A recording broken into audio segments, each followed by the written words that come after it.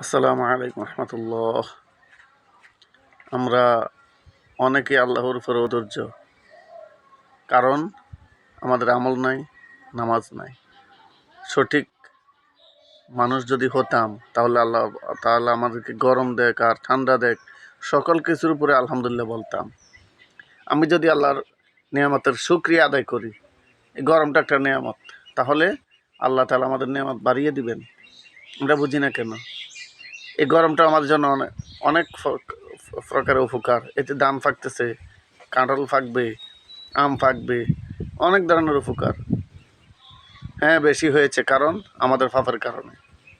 আমরা আল্লাহর কাছে তওবা করতে হবে, সবাই সবার জন্য দোয়া করতে হবে। দেখুন হাসপাতালগুলোতে কী অবস্থা, দেখুন ফিলিস্তিনে কী অবস্থা, বিভিন্ন রাষ্ট্রে কী অবস্থা। আমরা সবাই সবার জন্য দোয়া করতে হবে, আমল করতে হবে। সবাইকে শেয়ার করে দিবেন। সকল প্রতিষ্ঠানে নামাজ বাধ্যতামূলক করুন।